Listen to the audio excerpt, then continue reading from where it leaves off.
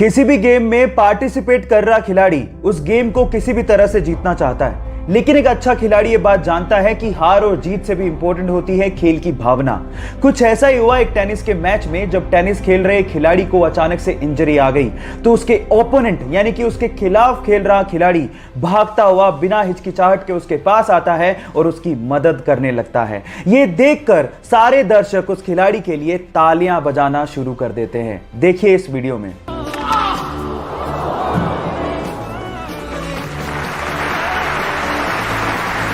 Guys, इससे समझ में आता है कि किसी भी खेल में हार जीत से भी इंपॉर्टेंट होती है खेल की भावना, जिसे हमें मेंटेन करने की जरूरत होती है। सो गाइस, आपको ये वीडियो देख के कैसा लगा चैट सेक्शन में लिखना मत भूलिएगा। दुनिया के सबसे साफ देशों की बात की जाए तो उसमें सिंगापुर सबसे ऊपर आता है। इसके पीछे का कारण क्या है मैं आपको बताता हूं। वहां पर गंदगी फैलाना एक संगीन अपराध माना जाता है और उसकी सजा आपको तुरंत ही मिल जाती है, और इसी वजह से वहां पर च्युइंगम चबाना भी अपराध माना जाता है। और अगर गलती से भी आप च्युइंगम चबाते वहां पर पकड़े गए तो आपको $2000 यानी कि लगभग 1.5 लाख रुपए का जुर्माना भरना पड़ेगा, या फिर आपको 1 महीने जेल में बिताना पड़ेगा। अब आप समझ ही गए होंगे कि वो इतना साफ सफाई वाला देश क्यों है। सो गाइस, ये फैक्ट आपको जान के कैसा लगा चैट सेक्शन में लिखना मत भूलिएगा। के चक्कर में हम लोगों ने कुछ नया सीखा हो या ना सीखा हो, अंग्रेजी का एक नया शब्द जरूर सीखने को मिला, और वो था क्वारंटाइन।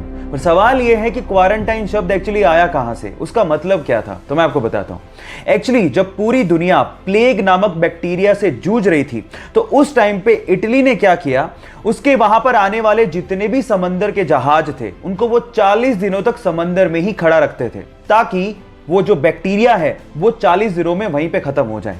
और वहां की लोकल लैंग्वेज में 40 को क्वारंटा बोला जाता था। वहीं से ही क्वारंटाइन शब्द को निकाला गया। क्या आपको इसके पहले तक ये बात पता थी, और नहीं पता थी तो चैट सेक्शन में लिखना मत भूलिएगा। आपके आसपास आप लोगों ने सड़कें काले रंग की ही देखी होंगी, लेकिन पूरे विश्व में एक देश ऐसा है जहां पर सड़कें काले नहीं नीले रंग की हैं। वो देश है कतर, जहां की राजधानी दोहा में नीले रंग की सड़कें बनाई गई हैं। उसके पीछे का कारण है कतर की गर्मी। कतर एक बहुत गर्म देश है जहां पे टेम्परेचर को कंट्रोल करने के लिए नीले रंग की सड़कें बनाई गई हैं, और साइंटिस्ट लोगों का यह भी मानना है कि सड़कों को नीला करने से वहां पर 50% तक सन के रेडिएशन को कम किया जा सकता है। देखो, चाहे लॉजिक जो भी हो, नीले रंग की सड़कें फैसिनेटिंग तो जरूर है। क्या आप लोग भी अपने आसपास सड़कें नीले रंग की देखना चाहते हैं, और अगर हाँ तो चैट सेक्शन में लिखना मत भूलिए। बॉलीवुड के रियल हीरो बन के सामने आते हैं और जरूरतमंद लोगों की मदद करते हैं। उनमें से एक नाम है सोनू सूद का। जी हाँ गाइस, सबसे पहले सोनू सूद ने अपने मुंबई स्थित होटल को स्वास्थ्य कर्मियों को, जो कि कोरोना की ड्यूटीज में लगे हैं, उनको दे दिया। फिर उसके बाद बेसहारा और गरीब लोगों को खाना तक परोसा, और उसके बाद जब उसने देखा कि हाईवे पे बहुत सारे लोग अपने घरों की तरफ पैदल ही निकल पड़े हैं, तो उनकी मदद करने के लिए इस बंदे ने बसों को प्रोवाइड किया, वो भी अपने खर्चे पे। जी हां, और अभी तक 12,000 से ज्यादा प्रवासियों को वो अपने घरों तक पहुंचा चुके हैं। सो सोनू सूद की इस दरिया दिली के लिए 1 लाइक तो बनता है। वैसे तो आजकल कोरोना के चक्कर में स्कूल खुल नहीं रहे, लेकिन अगर मैं आपसे सवाल पूछूं कि पूरे वर्ल्ड का सबसे लार्जेस्ट स्कूल कौन सा है, तो आप लोग क्या जवाब देंगे? मे बी आप में से बहुत सारे लोग किसी फॉरेन स्कूल का नाम सोच रहे होंगे, लेकिन आप लोग गलत हैं। गाइस, मैं आपकी जानकारी के लिए आपको बता दूं कि वो स्कूल इंडिया का है। लखनऊ का सिटी मॉन्टेसरी स्कूल सबसे लार्जेस्ट स्कूल माना जाता है पूरे वर्ल्ड का। उसमें 45,000 से भी ज्यादा बच्चे पढ़ते हैं। ओह माय गॉड गाइस, इसी वजह से उस स्कूल का नाम Guinness book of world record में भी शामिल है ना अमेजिंग फैक्ट। गाइस, ऐसे अमेजिंग फैक्ट्स के लिए यूट्यूब पे हमारे चैनल को सब्सक्राइब कर लीजिए, और अगर आप इंस्टाग्राम पे देख रहे हैं तो मुझे फॉलो करना मत भूलिएगा। मिलते हैं अगली वीडियो में। अगर आप रेड कलर कोक के केन को पानी में डालेंगे तो आप देखेंगे कि वो डूब जाएगा, लेकिन अगर आप डाइट कोक के केन को पानी में डालेंगे तो वो फ्लोट करने लगेगा। सवाल ये कि ऐसा क्यों होता है।